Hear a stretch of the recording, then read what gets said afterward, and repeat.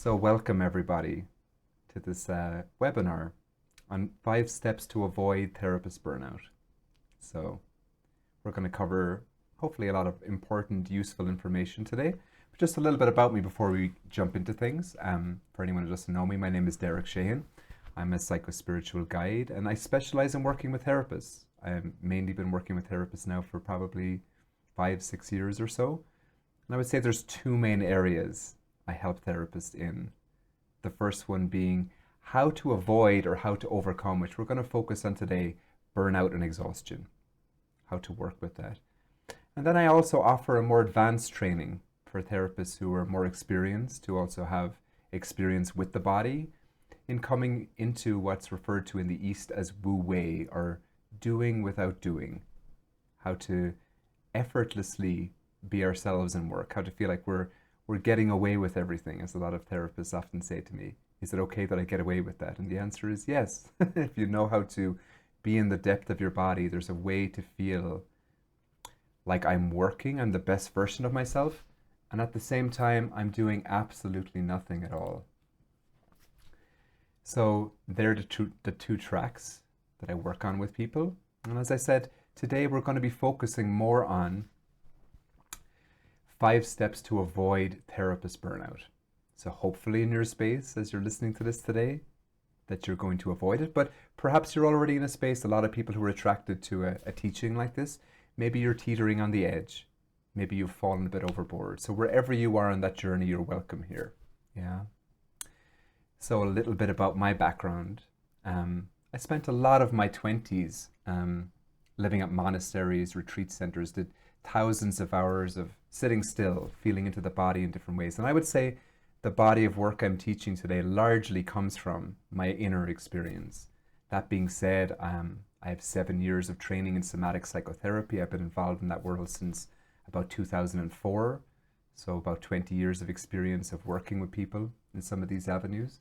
Oh, we've got somebody else jumping in. Here we go. So yeah, about 20 years of experience working in this area. So I've trained in things like Hakomi, Gestalt, post-traumatic growth, polyvagal theory, integrative psychotherapy. So I've really been at the intersection point, I'd say, between depth psychology and deeper spirituality for about 20 years now. And what I would say the really bridging element there is to start from the beginning, for me, has been the body. Understanding the body's place in both depth psychology and spirituality is the most essential piece. And as I almost always, if not always, like to start any of these teachings with, to start with a little bit of practice. So let's all just practice together a little bit to get the rhythm of where I'm coming from the beginning, so this doesn't come across as something cerebral, but actually something very embodied. So maybe just paying attention to right now the felt sense of your hands. If you're new to this, just paying attention to the very simple presence that's in your hands right now. The sensations, tingling.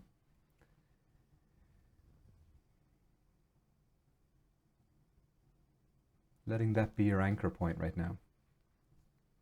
And again, I'm not going to say anything that's more important than you feeling the felt sense of your hands for the entirety of this time. I promise you that.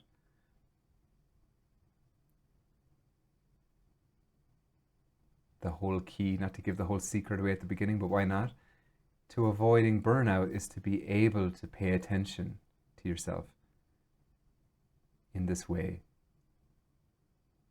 That more and more, regardless of what's happening, to what client is in front of you or what life situation is presenting itself, that you're with the felt sense of yourself.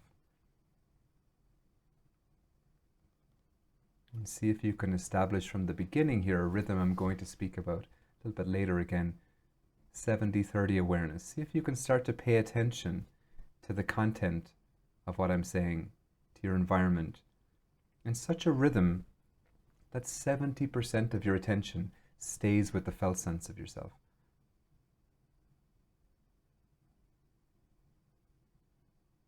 And at any point, if you start to get a bit mesmerized by what I'm saying or by anything else that's happening in your environment, feel free to just close your eyes and recenter yourself in that experience of 70-30 awareness.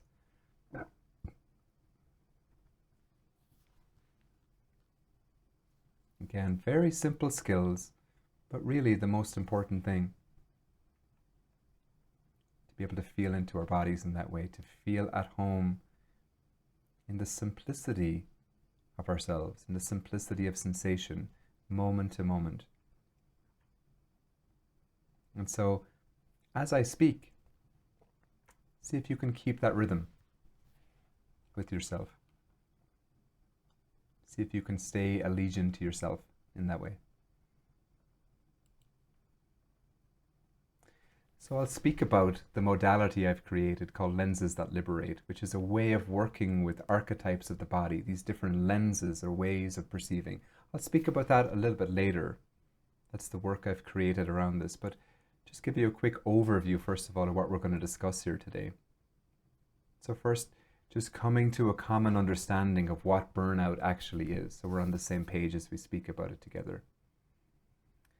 Then next, I'm going to speak about, before we get into any form of somatic practice or dealing with the body, some practical things we can put in place if you are somebody that's, as I said, teetering on the edge of burnout. Or maybe you're just wise about it and you're taking precautionary measures. Some suggestions I would give you around that.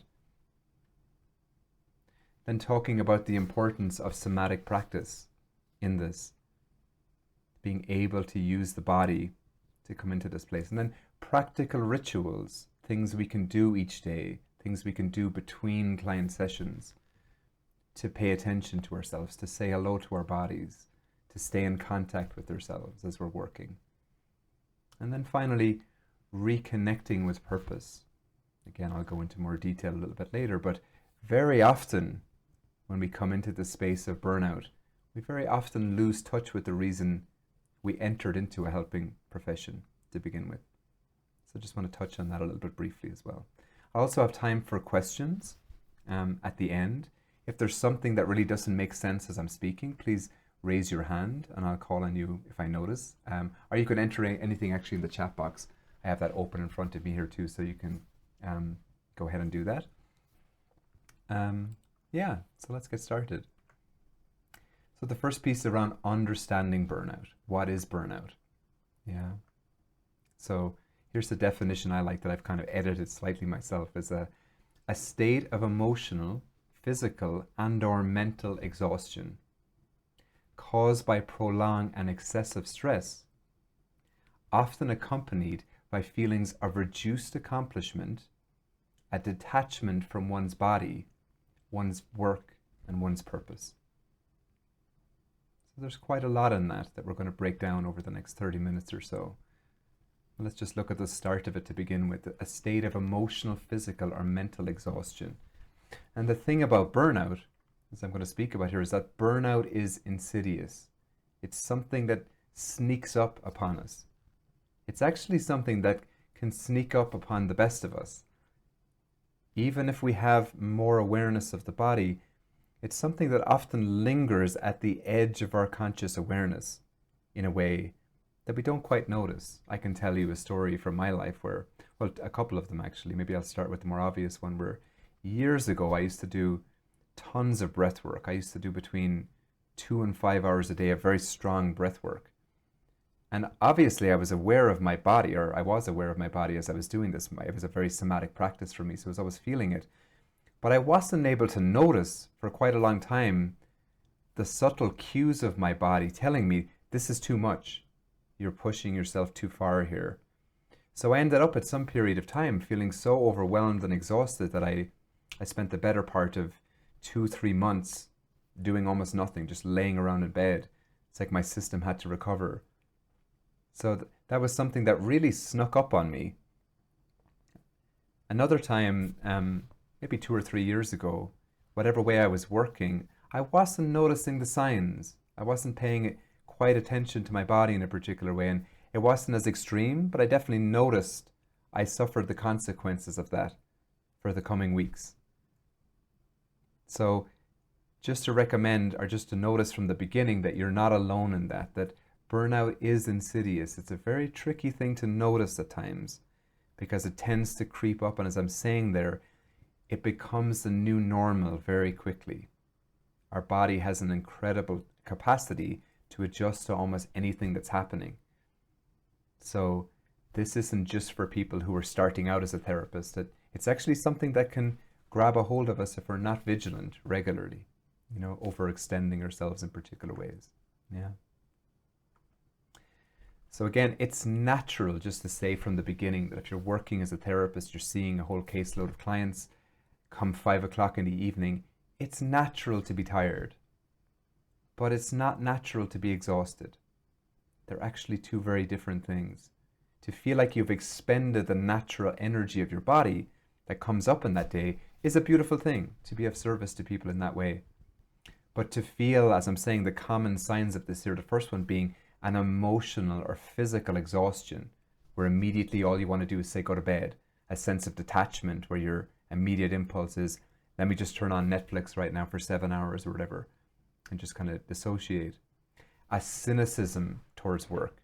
It's another common sign of noticing. If that starts to gently come at the edge of your awareness, reduce performance, a sense that you're not quite operating at optimum or at your best, loss of motivation, and then the more physical signs of that you can notice that often appear for people before the other ones. Headache, fatigue, physical aches, increased irritability, maybe with friends or with a partner, a neglect of self-care. It's very often, I'll get to it later, let me just finish all the things I've got to do. I'll get back to myself later. A very common way of thinking when we're starting to get caught in that burnout cycle. Sense of helplessness or being stuck. Yeah. And the other important point to recognize from the beginning there, that burnout is not actually just about us. It really does impact the people around us. Maybe it's not noticeable with your clients immediately, maybe with your colleagues. Maybe it's more noticeable for a lot of people with a loved one, with a partner, with family, with children at home. Maybe that's the place it first shows up, and listening to the cues around that. If people are saying to us, oh, you seem much more stressed or more irritable than you were 3 months ago or whatever, taking those cues from wherever we're hearing them from. Yeah. So before, as I said, we get into any of the practices we can do, one very practical step we can take is to start to set more boundaries in our lives, particularly when it comes to work. Now again, if you're at the edge of burnout, this is a very good time to do it. But obviously, if you're deeper in it, it's even more important. Yeah. So what does that mean practically? Well, the first piece is around time management, that your schedule reflects your priorities in life. It always does, So setting clear limits on session lengths and after hours in terms of connecting with people, not extending yourself. That's a very good idea to do if you find yourself anywhere near the edge of this arena as a precautionary measure. Being careful of overextending yourself. As I said, boundaries are one of the main ways in which people who are struggling with burnout are often struggling from at the same time.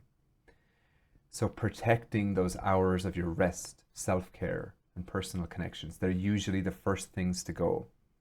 Yeah. And when we're caught in that cycle, we don't notice. We think, I'll just get this done and then I'll be finished, and then I can get back to taking care of myself. But as they've talked about in a lot of time management strategies, and people who understand that these days, the more tasks you do, the more tasks there are to do. That's actually an infinite loop. It's a fallacy to think that if I just do more, then there'll be more time to do more again, and it just keeps adding on to itself. Yeah. So if we don't carve out time for space for ourselves, that time ain't coming later. Digital detox. Avoid constant accessibility. This is a very important thing to recognize before getting into anything else in the body, because if you don't have a healthy boundary in place, it's going to be very difficult to reconnect with your body in the more subtle ways I'm going to speak about in a few minutes. So limiting after-hour communication, Using tools like email autoresponders if you feel like you need to get back to people quickly is a good idea. And creating space between work and personal life. Yeah.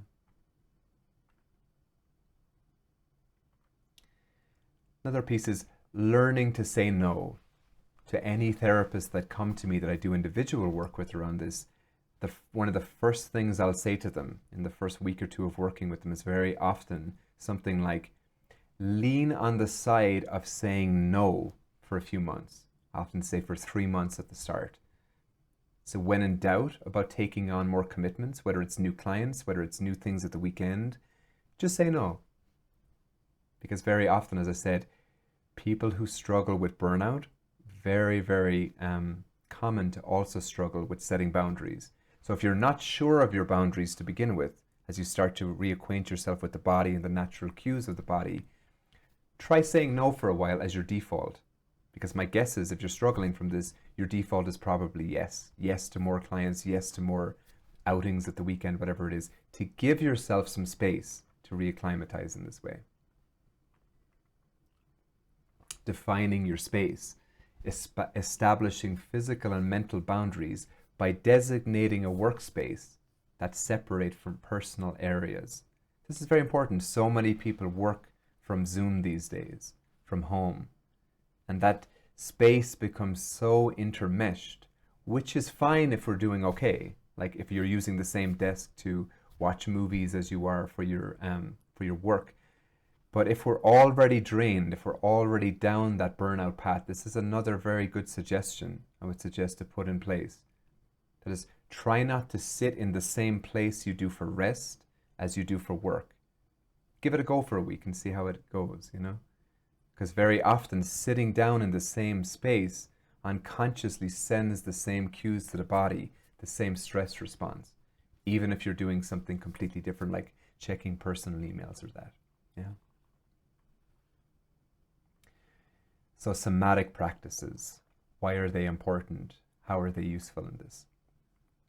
I've already mentioned this a few minutes ago, but let's go into a bit more detail. Is your body as a compass, as a way of navigating your life in general, but more specifically here of noticing the signs of when you're overwhelmed and when you've taken on too much.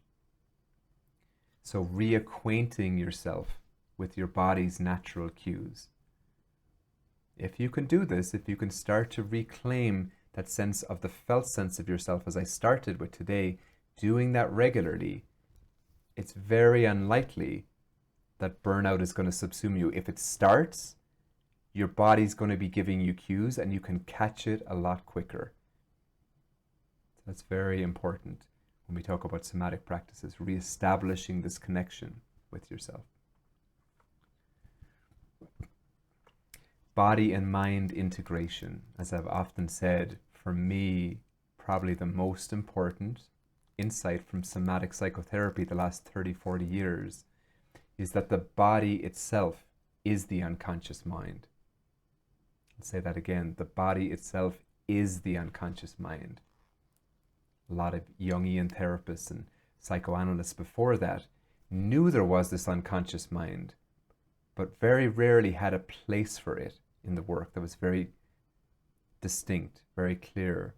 And through a lot of discoveries with modern science, with modern psychotherapy, we've discovered that the body itself is the unconscious mind. And what that means practically is that from an experiential point of view, the body and mind are two sides of the one coin.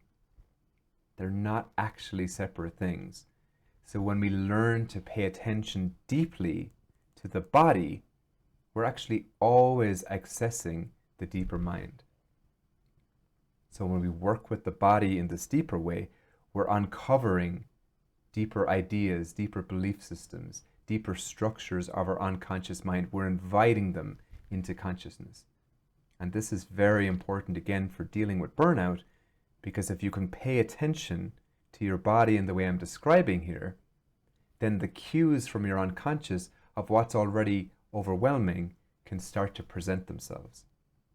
Often they'll present themselves just very clearly during the day. Sometimes they'll start to present themselves in dreams, that sense of overwhelm before they enter your conscious mind. So the gateway to all of that opening is reconnecting with the felt sense of the body. The third one, that stress lives in the body. So burnout often arises when stress accumulates physically. So tuning into the body regularly, as I said, we're able to unravel, and I'm going to show you a practice for this in a few minutes, unravel the stress of the body before it accumulates. So that residual tension, as it stays on the surface of your body and it's still in your conscious mind in relationship with it, if we don't deal with it, then it's going to go underground back into our unconscious mind and into a numbness in the body. So again, when I'll talk about the practice for this in a few minutes, if you're somebody that's teetering on the edge of this or really wants to put in preventative measures, doing something where you're moving your body regularly, enacting that is a very good idea. I try to do it every morning before I start sessions, do 8 to 10 minutes of shaking practice. I'll show you a little bit about that in a few minutes. So consistent practice. How do we break the spell or the cycle when we're in that burnout cycle? Is setting up some kind of consistent practice. Exercising without becoming overly masculine in it, exercising some level of commitment, some level of discipline where we're able to work with ourselves regularly in setting up these different practices and rituals I'm going to speak about in a minute. Yeah. Does anybody have any questions so far about what I'm saying? Does it make sense? Thumbs up, thumbs down, medium thumbs, thumbs up, 2 thumbs up. Wonderful. Okay. Very good. All making sense. That's good to hear. So creating rituals. Rituals are anything we do regularly that assist us in coming back to ourselves. Yeah. So essentially there's 3 types of rituals I'm going to speak about here. The first are morning rituals, are practices we can start to establish, or some form of routine before we start the day. I know certain people.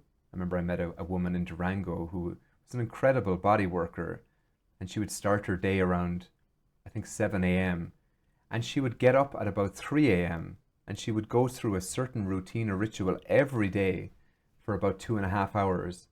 And by the time I would meet her for a session, she was just glowing with a certain way of being. So it could be anything from a more extreme form of a longer practice like that to something of just like 5 minutes in the morning, 3 minutes in the morning.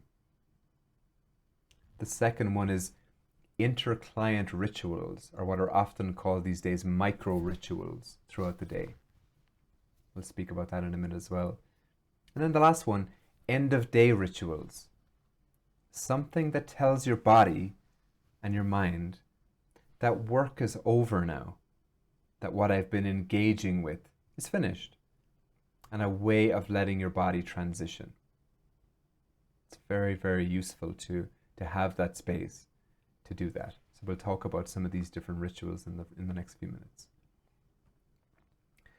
So as I said a few minutes ago, the shaking practice is something incredibly useful to start to incorporate your day if you're starting to feel like burnout is something that's entering into your field.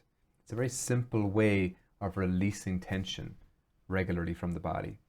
Yeah.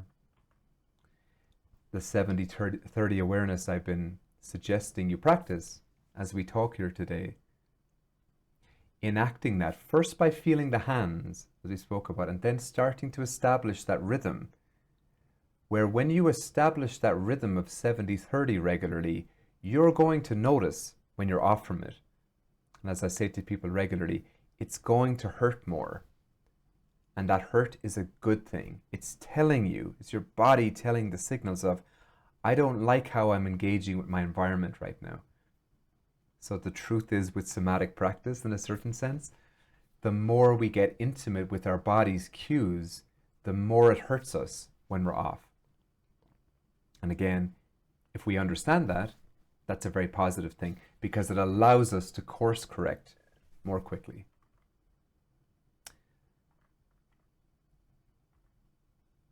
As I said, the next one, micro rituals, starting to establish these little routines between sessions. Maybe it's 3 to 5 minutes you have, maybe it's 15 minutes you have. Maybe you start to set up your day in a different way and rhythm. When you start to understand this, the more of your body's cues you're in touch with, you're like, okay, when I work with these particular people, I really need 15 minutes afterwards to be with myself. Whereas when I work with these people, I think 5 minutes is fine. You'll start to notice that more the more you pay attention to yourself in this way. It will just become obvious. It'll be information that will bubble up out of the depth of yourself, as opposed to trying to reach through your mind to understand it. The more you're in touch with, again, your body's cues in this way. So to become anchored in routine, the last point with this, which is very important, to develop some form of consistency with these practices.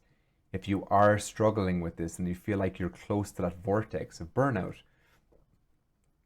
then having some anchor in routine is very valuable here. Even if it doesn't feel natural at the start, I would challenge you to try it for a month. Try some of the things I'm saying here for a month. And maybe the first 3 days, it's like, oh, this does not feel like it's good. It's not useful. But very often that feeling of, oh, this doesn't feel good, this doesn't feel useful, is actually the pain in your body coming to the surface to be moved through. The way in which you've been neglecting yourself for a while is coming to the surface. So there's always a sort of shock, you could say, in slowing down into the body. If there wasn't the shock in slowing down, everybody would be interested in somatic practices.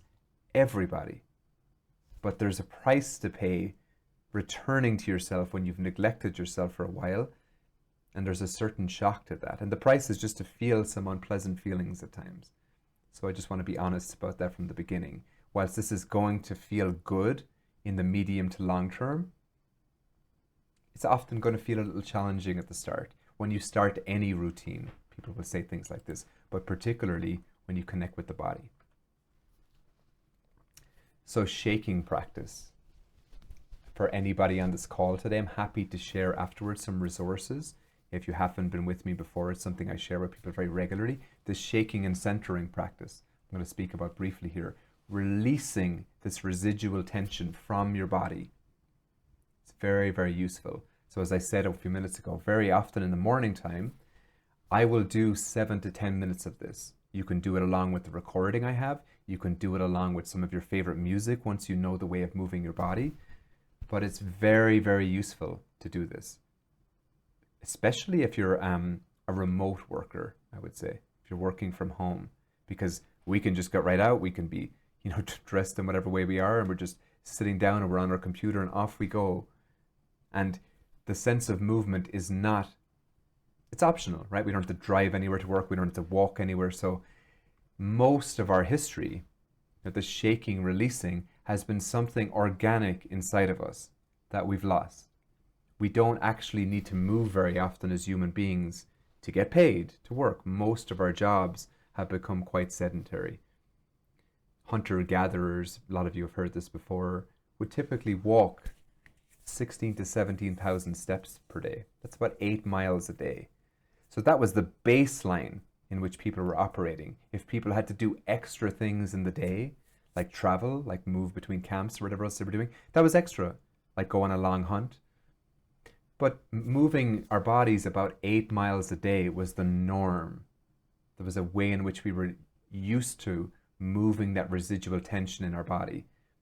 So if you're somebody that's struggling with being in your head, and let's say you find it difficult to meditate, you find it difficult to slow down, to be with yourself, I cannot recommend shaking more highly. It is a game changer, Very often trauma, it freezes our body. It inhibits that releasing process. And just starting this movement with your favorite song, or as I said, with the backing track that I have in my one, is a way of restoring that connection with yourself. It can be very, very valuable. So again, I put this one before feeling the body, because if it's too overwhelming to sit down and be with yourself, which is very often the case, especially if you're deep in a burnout cycle, you're going to want to do the shaking practices before you do what I'm going to describe here. which is, as I already started with today, just the simple sensations of what it feels like to be you in your hands. What does that feel like? Anchoring yourself there in your body. Especially after you've already done the shaking practice. So some of that residual tension has been relaxed from your body, and it's more natural just to settle into your body and sit down like that. Why do I start with the hands? I start with the hands or the feet with most people for a few different reasons, just to name them here. Nerve endings. The hands and the feet and the lips are places on the body that have the most nerve endings. So it's easiest for us to feel sensation if we've already been disconnected with ourselves in those places. The second one, people often talk about focusing on the breath, and that's fine if that resonates with you. But for me, I found after doing lots of meditation that having some distance away from our heads when we're interested in becoming more somatically oriented, it's actually a very good idea. So the hands or the feet are a much better idea with that, I found. And lastly, little to no trauma in those spaces of the body. They've shown fairly conclusively that most of us will store the majority of frozen memories, what people call trauma, in the torso of the body. So if we work with the extremities first, especially if we don't have too much access to the body, it's a much easier, more gentle landing ground of reacquainting ourselves with the body like that. Yeah. So that's why I suggest working with the hands in that way. And then the second piece, as I mentioned at the beginning again, is that 70-30 awareness.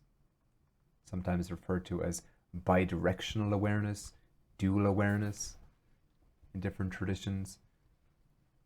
I remember coming across a chart like that 20-something years ago in Gurdjieff work and thinking to myself, what does that mean? That sounds so complicated. I'm just laughing that here I am teaching it 20 years later and I'm looking at the same chart and it makes sense to me now.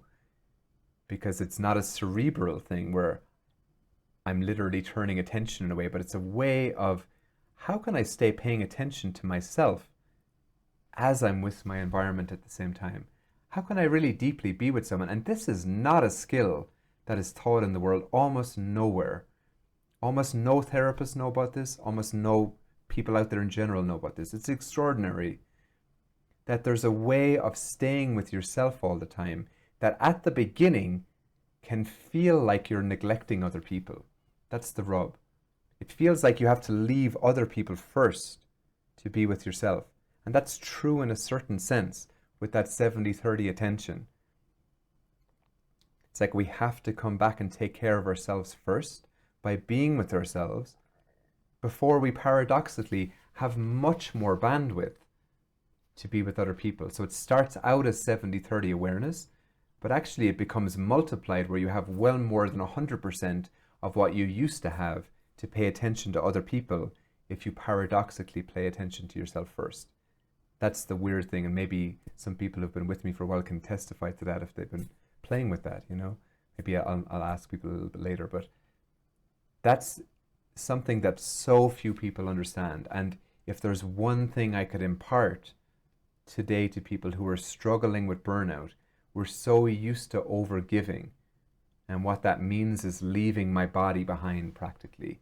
If you can enact this one step, forget about everything else and understand, I'm my best if I'm able to keep the majority of my attention with the feeling of being me more and more in an unbroken, ongoing way. If you can understand that, that's going to set you well up for life, and not just with burnout, but with a lot of different things. Yeah. Now, there's a lot of other information I could share about that, but I want to keep this relatively brief today. So what I would suggest is, if you're doing some form of ritual like that, whether it's morning or evening, having some window of 20 minutes of practice is a good amount. Now, that can look like, as I said, the movement of the shaking practice, which I'll share with you afterwards. And also I'll share with you that 70-30 practice for anyone who doesn't have that already. And any given day, you can spend how much ever amount of time you want to moving back and forth between those two different options. So maybe when you start, the first 3 weeks of that is entirely movement. It's just too much to sit down and be with myself. Or maybe at other times it's 5 minutes of movement, 5 minutes of shaking, and then it's 15 minutes of just sitting, feeling my hands, feeling that 70-30 awareness. So just giving yourself that bandwidth. And if 20 minutes feels too unrealistic, not overwhelming yourself, let's say 10 minutes. See what happens. So some other practices then outside of that 20-minute window that I would suggest that are useful to play with as well. Stretching. So if you have 5 minutes, 15 minutes between sessions, moving your body in some way other than the shaking. Could just be stretching. Very, very useful. Awakens your body. It's like saying hello to yourself. Music. I know when I first started off working with people, I can remember when I was living up in Vancouver, I would listen to the same 1 or 2 songs before I would start sessions. It was a way of telling my body, my physiology, okay, it's time to transition into this space. And that served me well for quite a while. I think it was Michael Jackson's Man in the Mirror. I used to love listening to that song and dancing to it between sessions as well. It was a very nice way that would put me into a very nice space inside of myself. Yeah. Step outside. If you're somewhere close to nature, if you're somewhere close to an office or your house where you can just open the door, sometimes just connecting with nature, being outside of the ecosystem that you're working in, literally could be 30 seconds. For some people, that itself is a game changer. It's a way of resetting something inside of you.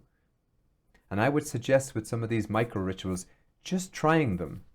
Just give each one of them a go over the next week or two and see what happens to you.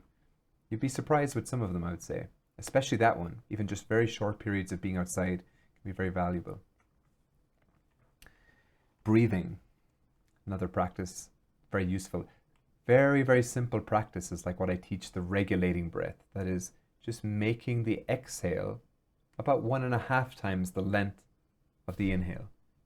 Maybe you can even try that as I'm speaking here. Sometimes that involves counting the inhale just naturally. So maybe you count to 4 or 5. And if it's say 4, you just make the exhale consciously about 6. Again, just doing a practice like that for 2 minutes. Maybe you combine it with being outside for 2 minutes. Can really make a difference. Body scanning. Another valuable way of doing it. It's too much in the scope of different ways of doing that in this short little call today, but I could go into a lot of detail of different ways to scan the body. It's like saying hello to yourself in all of the different ways, from your head to your feet. Just doing that in very simple ways for 3, 4, 5 minutes can keep your body open as that compass in some of the ways that I'm describing here. Journaling, note-taking. Some people use that as a ritual. Some people do notes at the end of the day, but sometimes just writing a few words between sessions can be useful. Maybe it's something you contemplate later. Just somehow putting words on a page allows a little bit more of a gap so your body can restore that connection with itself. So it could be writing something long, it could be dictating it as a voice note, or it could be note-taking specifically for clients, but whatever way we're using it, we're noticing our body's relationship with it as a way of closing whatever happened, a certain sense of closure with that session. Yeah. Engaging with one of the 5 senses is a very simple practice again that you can do between sessions. What am I smelling? What am I seeing? What am I hearing? Again, can be combined with being outside, and see if you can spend 1 to 2 minutes in that particular sense between sessions. That's another lovely little ritual you can explore. Affirmations, or saying a particular phrase of remembering. I'm going to speak about a little bit later about reconnecting with purpose. But speaking a certain phrase, a remembrance to yourself throughout the day, is a way again of staying in touch with your body. You know, something like, I am here to be of support. and I release what's not mine. I'm here to be of support, and I release what's not mine. Maybe you have your hand on your heart as you say that. Any kind of soothing touch. Maybe you're outside, as I said. Just some very simple ritual like that. Sometimes even if you're not quite in touch with it and you're down that burnout rabbit hole a little bit, as we talked about, just saying those things out loud, your unconscious mind starts to hear it. And I release what's not mine. Be very valuable. A few other ones that aren't on the slide there. Sometimes people find like lighting incense, lighting a candle can be another valuable way of transitioning between clients, or end of day practice. Having a warm drink that you savor, that you regularly, a lot of people make many cups of tea. I know a lot of therapists that work on Zoom that are drinking, I'm not sure if any of them are here right now, but they'll tell me how many cups of tea they're drinking during the day. And that's a ritual they enact during the day between clients as a way of moving through. Often a hot drink or something like that is a way of engaging the body like that.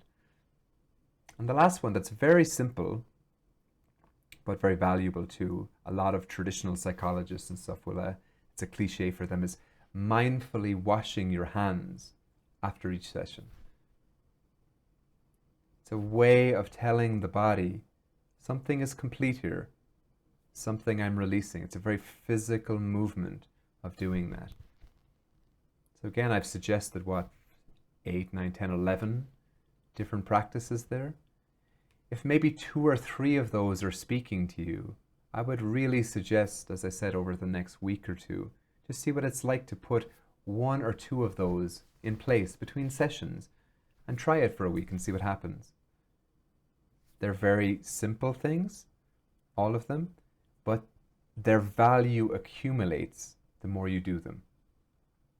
So play with that and get back to me. I'd love to hear from people how it is, you know. So that's the basics of what we're going to speak about today. I want to speak about the more advanced work, quote unquote, of working with the archetypes then and how they can facilitate that deeper, both preventative measures of coming across burnout and also, as I said, coming into that space where it starts to feel more and more like we're being lived, like the best version of us is present, but I don't need to do it. I'm not the one driving the engine of my own life.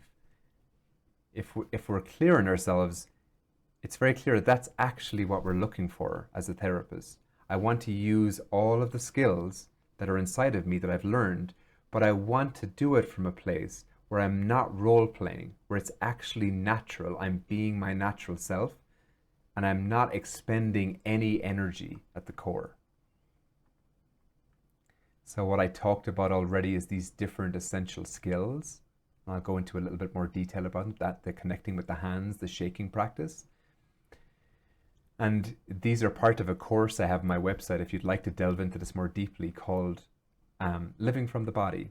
I have a bunch of different courses here based on these different archetypes. If you want to dive into anything I'm going to touch upon more deeply, they're available to you there. But just to finish the last 2 with these essential skills. So once we develop these different techniques a little bit more, the shaking practice, the connecting with the hands, the dual awareness, we're able to come into what I call whole body awareness more regularly. We're able to see what it feels like to be me from head to toe, moment to moment throughout the day, so that our compass is not just the hands or the feet, but actually our whole body is alive. And that 4 point of whole body listening, we're able to include the feeling of us from head to toe, and we're able to listen to our environment. We're able to listen to life coming through us in that way, moment to moment. Yeah.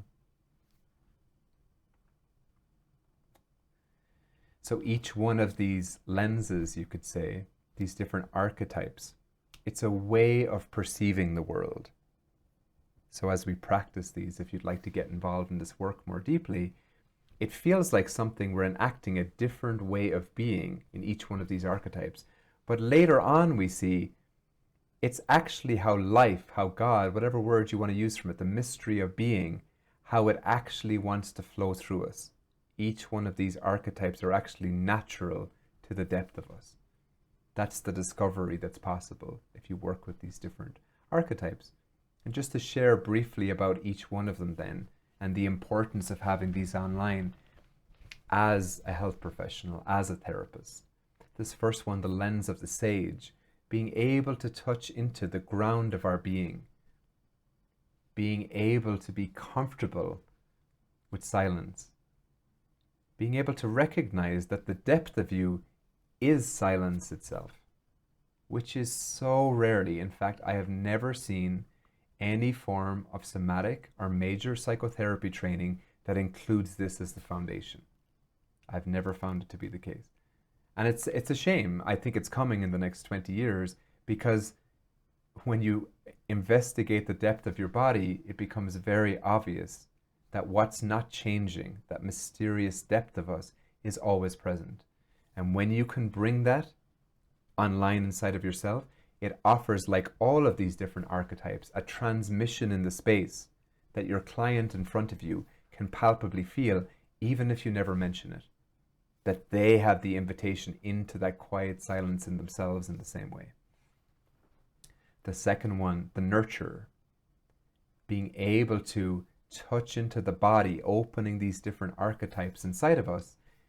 And one of them is this core sense of goodness that you recognize despite the political climate, despite the environmental climate, despite what's happening in our personal lives, our relationships.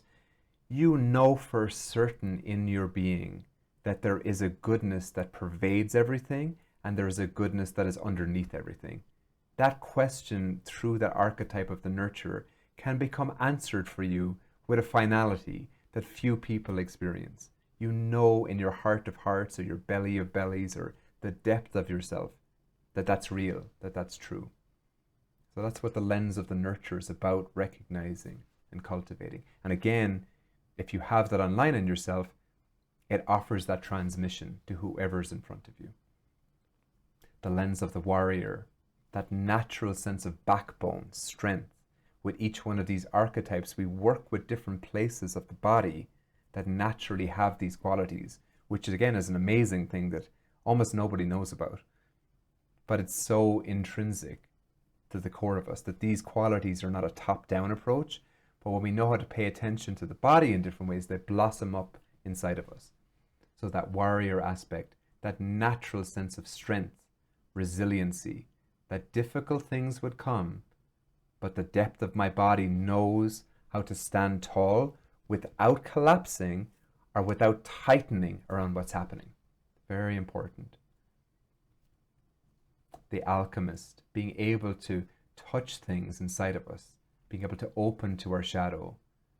Same thing with our clients, not being afraid of the darkness, being able to stay intimate with that, being able to have tools, places in the body where this purification, this transfiguration can occur, where it stays in motion.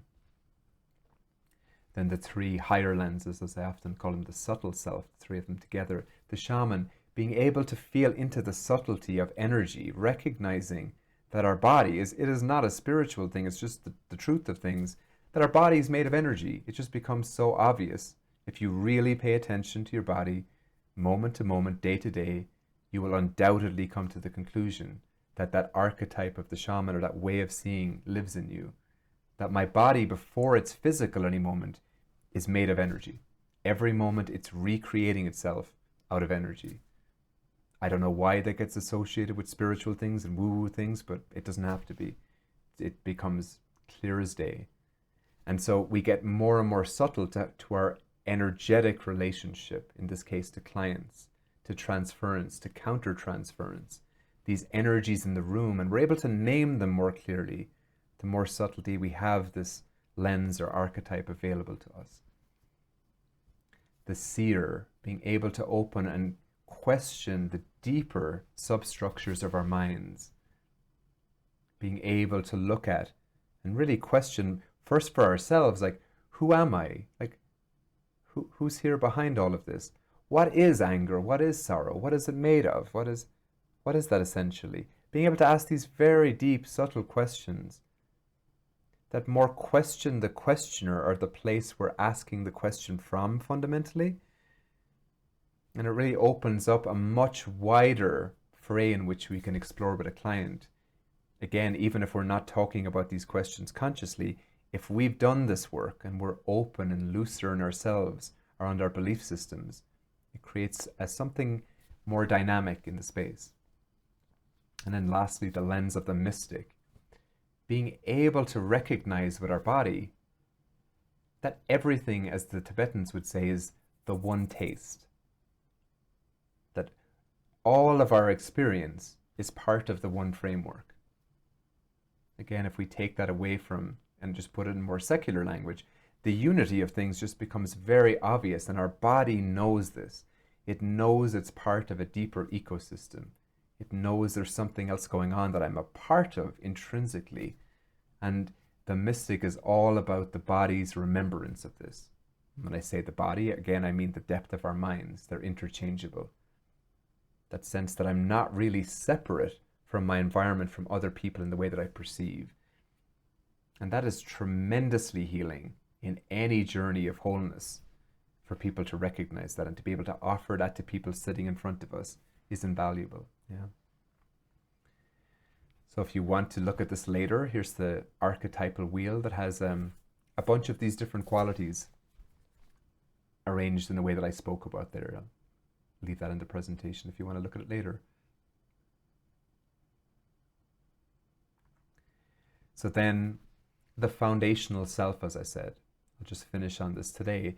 These are the most important qualities, in my view, for really cultivating a resiliency against burnout. Being able to recognize these three different forms of qualities and pay attention to them regularly. That archetype of the sage, that discovering what never changes, as I said, that silence of our being, the core of ourselves, that's mysteriously always here, and it's been the exact same since we were a child, and we can intuitively feel into is actually the same. It'll be the same in my last breath. The nurturer, touching into that intrinsic goodness, that rest, that sense of nourishment that's there, that's available to our bodies. And the warrior, that sense of true backbone, strength, resiliency. And the three of those qualities together forming that ground, goodness, and strength, as I often say. That if you can bring these qualities online, we're in a very different place as far as dealing with burnout going forward. So with these lenses, one thing that's important to recognize is before we've done some work on ourselves, we're very often looking through blurred perceptions of our life. In the same way that's reflected in a certain tension and numbness in the body.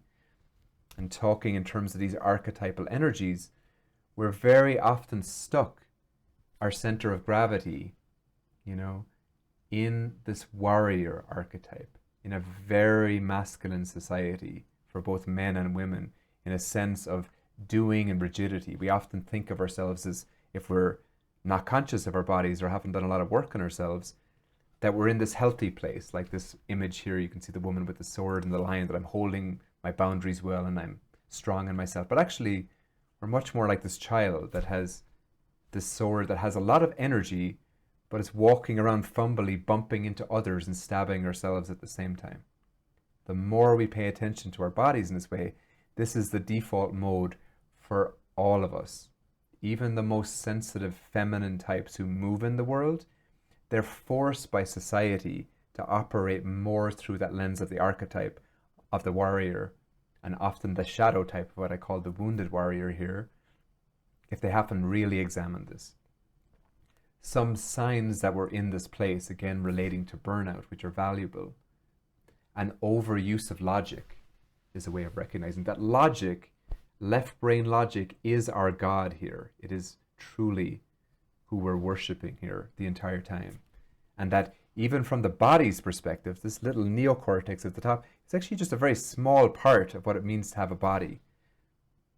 And to be able to restore that feeling that what if I paid attention to myself from the head to the feet, and this neocortex, this latest formation of the brain, whatever in the last 30, 60,000 years of evolution, is actually a much smaller part of who I am than I realized.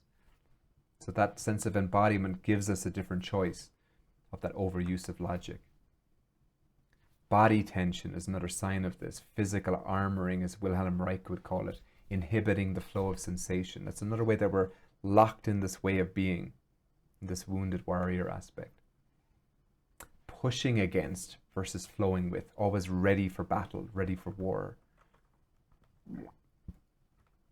An obsession with doing and a rejection of being, so common with burnout. An obsession with doing, if I can just get these things done, then I'll get to being later, then I'll get to relaxing later. And as I said, it's the day that never comes. So coming out of that wounded warrior archetype means first dropping down to that more feminine, soothing quality of the nurturer. And the best way to start to do that, as I already said today, is that shaking practice. It loosens up that body armor. It loosens up that tension in the body and gives us a different option there. Yeah.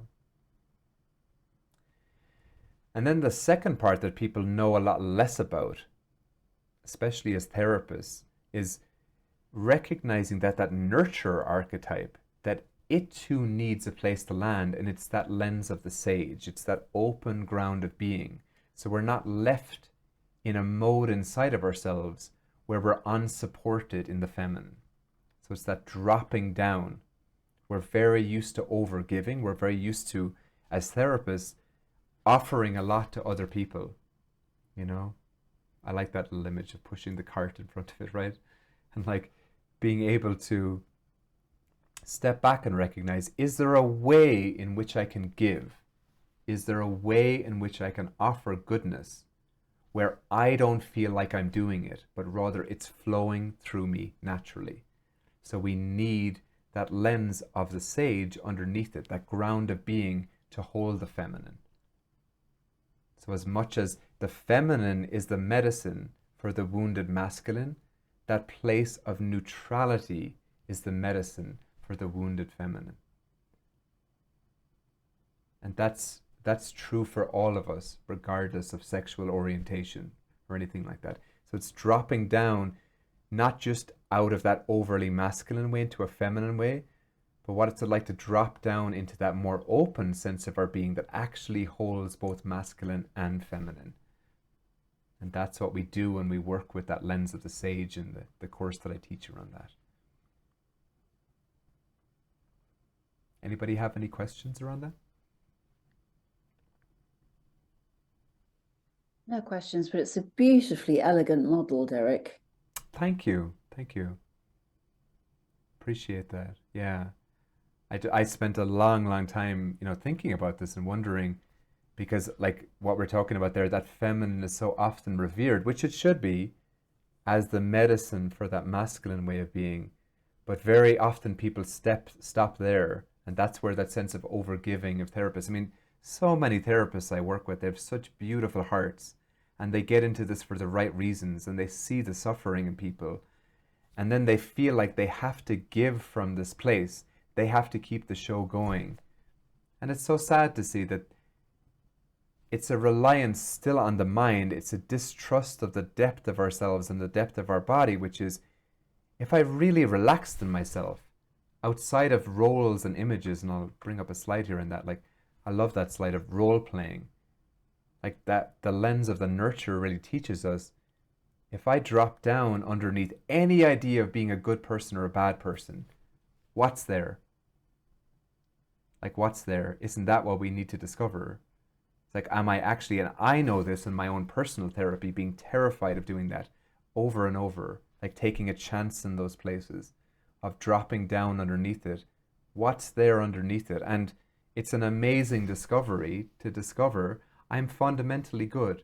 There's a goodness in me that wants to share itself outside of role playing, outside of the ideas we tell ourselves of I'm this person or that, or if you're locked in an idea of thinking of yourself as a therapist, it's actually a prison. But most people don't know that. Because you're not a therapist. You're playing the role of a therapist. You're not a parent. You're playing the role of a parent.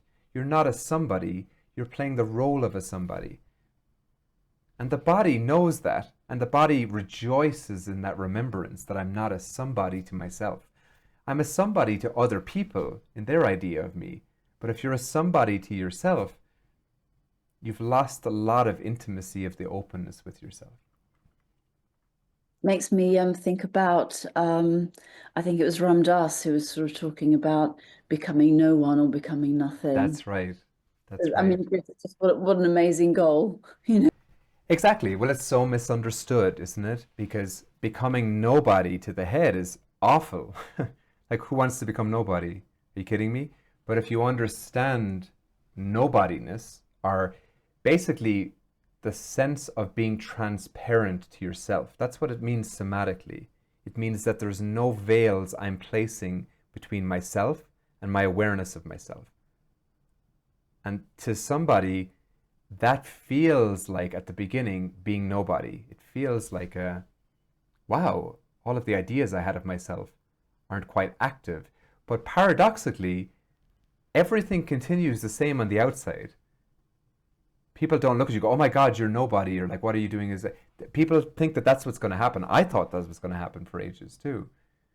But when you don't have an image of yourself or projecting an image, you behave actually much better. So much more of your awareness and your capacities are freed up to engage in the conversation that's in front of you, to engage in life as it's presenting itself. That also blending into what you called the unity, the oneness of everything. Yeah, yeah, absolutely. They're all working in tandem, but you recognize, I put that as the seventh lens because very often it's something that comes on board with a deeper intimacy with our body, but part of it can come on at any point, right? The sense of, wow, when I really relax into my body, I notice directly I'm part of a greater flow of everything. Which, like, an animal is not thinking to myself, I'm a deer. I'm a deer and there's a river. It's just, it's operating within that field of unity, but it's not even thinking about it. It's not creating a spiritual idea around it or something, or like it's, oh, isn't this amazing? Just very naturally settled into the way of life. And the body knows how to restore that connection. Like the shaking with trauma. Exactly. Which animals do, as I showed in that slide, organically. They know how to open into that space. So we're rebuilding from that place. When we're able to get that lens of the sage on board, we're rebuilding from solid ground.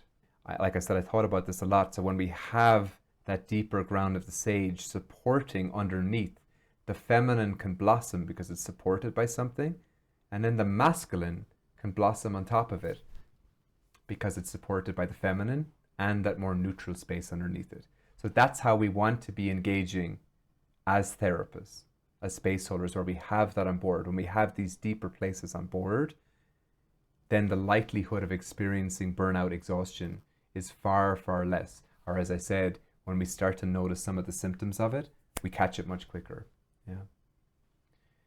So then finally, restoring our connection with purpose. As I said a few minutes ago, so many of the people I work with are such beautiful people, such well-intentioned therapists who truly get involved in healing professions, because very often it's not quite a rewarding thing, right? You're dealing with people, a lot of people's shadow materials. You're dealing with a lot of challenging experiences.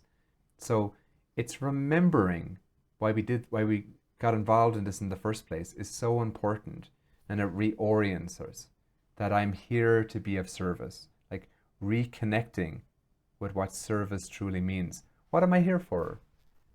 And I used to feel for so long that my healing journey was about me, which makes so much sense in a certain way, right? Obviously, we're healing for ourselves in a certain way, but it's such a beautiful realization to understand that my own personal life is about so much more than myself, for it to be happy, fulfilling. And spiritual teachers throughout history and anybody wise has said that, but it's a very different thing to remember that. So when we have enough space with these practices and we can get that on board, like I said, a sort of numbness often happens with the overwhelm of burnout and exhaustion, that we lose touch of the why. Why are we doing this? Why are we involved in this? And when we can restore that, there's a much deeper vibrancy that can come online. It's like, well, I don't know where my clients are going to be today when I speak with them. I don't know what exactly they're going to be dealing with, but I do know where I'm going to be coming inside of myself. And I know what's valuable and important to me. So that when I put my head on the pillow in the nighttime, I feel like, well, if I died today, that was a good day. That was a day spent connected to what was real and what was true for me. And that's the type of connection we want to, another form of resiliency we want on board as a therapist. Another way that very unlikely then to experience that deeper sense of burnout exhaustion when we have that. So that's a little bit about the lenses and the work that I teach in that way. I do have something coming up this Sunday. It's a form of breath work where I'll take you through some of these lenses experientially. If you'd like to be part of that, I think it's this Sunday at 10 a.m. Mountain Time. God, I don't even know what is that. UK, Ireland, 5 p.m. 9 a.m. Pacific Time. So anybody here, if you'd like to join in and be part of that, you're super welcome. It's a way of taking you experientially through some of those practices. I will share with everyone today, regardless of whether you come to that, the shaking practice and that dual awareness practice to practice. And as I said, please keep in touch with me. I'd love to hear how this lands, how this resonates, because like I said from the beginning, this is presenting slides can often be a cerebral thing, but this is really about moment to moment, restoring that capacity with your body. Yeah. Again, that course I said online, for anybody who's here, I'm happy to offer them 50% off if they want to sign up for that in the next 3 days or so. I'll offer a little code as well in the email that they can do that. But that course, Living from the Body, contains all of the basic practices in a lot of detail. I think it's like 8 hours long in terms of audio and that kind of stuff. So that contains a lot more detail if you want to really understand where these practices come from, how to enact them daily, more of the background of where they've come from. That's available to you as well. Yeah. And if you want to work with me individually, for anybody who's on this call or listening to this, I'm happy to offer you, if you haven't worked with me individually before, 50% off the first session, just to get a feel for if it's a good fit, you know? So yeah, delighted to have all of you here. I'm happy to stay and answer any questions, but I know I've gone way overboard of what I thought I would do before, but that's just what happens when you start talking about this stuff. You can't just stop prematurely, you know? So I understand if people need to leave, but I'm happy to stay on here. What time have we got? Yeah, I have a good 20 minutes anyway, if anybody wants to stay and ask any questions. But yeah. Anybody like to share? Thank you very much. Asha is saying you're so welcome.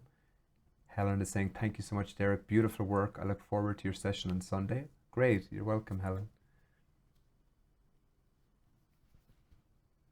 Amina, are you still there? I am still here. You are still here.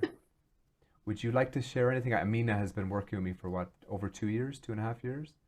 Yeah, we've been Does that sound working right? together for a while. For a I've put while. my camera off because I'm awfully tired. That's fine. Would you like I to say am. It's been a long anything day. about these practices that I didn't Oh share? That gosh, I it's quite hard to express really because it's been such an experiential journey and it's just been phenomenal. That's all I can say. mm, For my own self-care, well-being, my practice, being able to work from the body.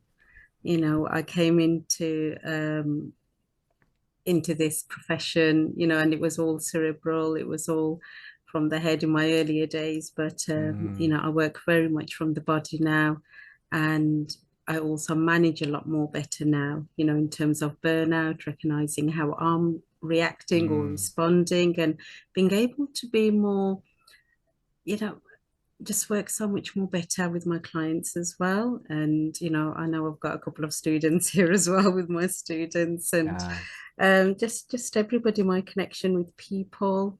It's just been phenomenal. And if anybody ever does work with Derek, you know, you'll all have your own personal experiences and hopefully a Mm. good one as well.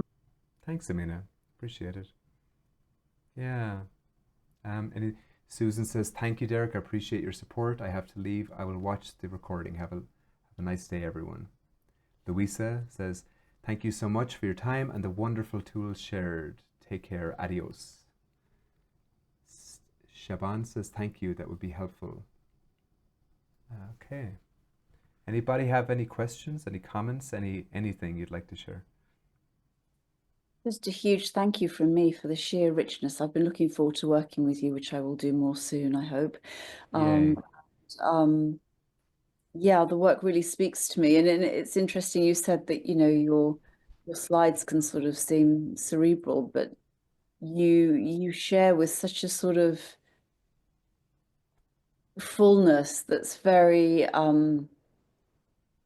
well, it's just very full and multidimensional and rich. It's so enriched and so embodied that your slides don't even seem cerebral at all. So That's lovely to hear. just I know we've got a lot more to do, but I remember from last time what really sort of stayed with me was when you just talked about going and finding the space in the heart, and that was Mm, so powerful to mm, feel into the fact that there was this big space there that one could go and yeah, um beautiful. yeah, well, it's your work, so Mm, yeah, so thank you, huge thank you, and you're so welcome. You're so thank you for welcome. all your time today and or tonight, and I really look forward to doing more with Yeah, it's amazing that we can gather like this and have people all over the world together. It's just, I mean, it never ceases to amaze me how much we can communicate because really our bodies are together in this way, and it's almost like the way we see each other on screen are just symbols of that. That's how I experience this. It's like we're all sitting in the same room together. It's remarkable. And for me personally, as a therapist as well as a person, I mean, it's just absolute soul food. It's Mm, something that gives back to me yeah, when there's so much going out. So it's very important to me to sort of find that positive connection where um, I can be in my sort of raised up self and be with others yeah, and be nurtured by that and feel enhanced by that. And then, of course, that gets plowed back into the breath you breathe. absolutely. Yeah, wonderful. Okay. Well, lovely to be with you all. Delighted to share this, as I said, this Sunday. Helen, would you like to say anything? I see you popped on. Oh, just yeah, a huge thank you. And I really resonated with, I'm not sure whether I'm saying your name right, Harika. You are. Hello. I Well done. am. Yeah, with everything you said, yeah, it's so uplifting and it makes it makes so much sense. It yeah, it just makes it's just love. Yeah, I love everything you offer, Aw, everything you've done with you. So thank you. thank you. My absolute pleasure. Yeah. Well, thanks everybody. Delighted to be here and to share all of this. This is such a passion for me too. I love sharing this and seeing people's getting value or benefit from it. So wonderful. So as I said, anyone who's here today, I'll send you out a little bit of practice, the shaking practice, the 70-30 awareness. And regardless of whether we work together or whether you come to any of the courses, I would absolutely love to hear a little bit of how it's helped you. Try those self-care rituals I said as well, those little micro rituals. Anybody who's just interested, just give one or two a go for a week and see what happens. And I'd love to hear how it goes. So thank you so much, everyone. Actually, can I ask one very quick question? You Sorry, sure that just can. came up then. How young can you start with these practices? Like as How far as with young? children, with the shaking and the Good presence question. with the hand. Yeah. Well, I don't teach children specifically, just to caveat that first from the beginning. But what I would say is to work with the shaking practice is often a lot easier depending on how young or old a child is to be able to work with having that in place. I've seen a lot of parents who've taken that shaking practice and will shake with their kids. So they'll sit down and just like say, okay, okay, little Johnny, like it's time. Something's going on. Let's just stand up and shake together. I think having a child at least below the age of 8 or 9 try to focus on the hands, unless they're a very exceptional child that's very steady in their awareness, to try to get them to focus on a particular part of their body for more than 25 to 30 seconds is going to be challenging. But the shaking practice not, and you can make that a game with kids. You say, just turn on even a cartoon or something in the background and shake. And it's a very good way of teaching a child from the beginning not to lose touch with what you saw on that animal slide, right? That people are able to release tension. You know, I'll tell one quick story about the shaking practice, if it's okay for a second. But I remember when I first, years ago, I was living in Berkeley, and I watched a scary movie, which I very rarely do. It was that movie, The Ring, if anybody's seen it, where this woman crawls out of a TV or something. It's very scary. But I remember watching it and feeling a lot of like terror in my body afterwards. Like that was really a really haunting experience. And I just learned about this practice, like these shaking practices, maybe 3 or 4 weeks beforehand. And I think ordinarily I would have become cerebral. I would have wondered what's happening in my body and like trying to work with the thing and, you know, all of that kind of jazz. But I remember just stepping into the backyard and just letting my body shake for 15, 17, 20 minutes, like quite strong. And I remember something remarkable happened afterwards. I never thought about that movie once ever again. And I'm very confident if I hadn't have done that practice, I would have been haunted by it, so to speak, for at least a few days. So I can directly, you know, attest to having kids or anybody start to move energy in the body without even understanding the how of it. It makes such a difference, you know. And so sort of resisted in Western culture somehow. It's like we want to sort of stay in the prefrontal cortex the whole time. Which is even more so for therapists, because therapists are very often trained then. It's like, oh, I'm going to be able to figure out as of by myself the why. Because we can understand more subtle psychological models of things. And this is a real paradox and probably a whole other topic for some other time. But to be able to recognize, whilst I can know certain things through wonderful theories through the past, I ultimately can't really know why anything is. And as therapists, we're very often caught in the loop of thinking, if I can just understand more, I'll finally understand everything. And that day never comes. That through that lens of the sage, we become comfortable more with recognizing I can only know a small amount of whatever is happening, ever.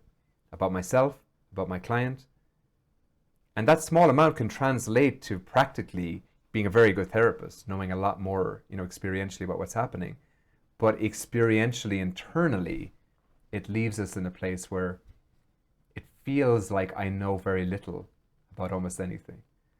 And that strangely leaves us open to wisdom flowing more through us, more clearly. You know? Yeah, anyways, I digress. Alrighty. Take care, everybody. Have a lovely afternoon, evening, whatever it is. Bye-bye. Take care.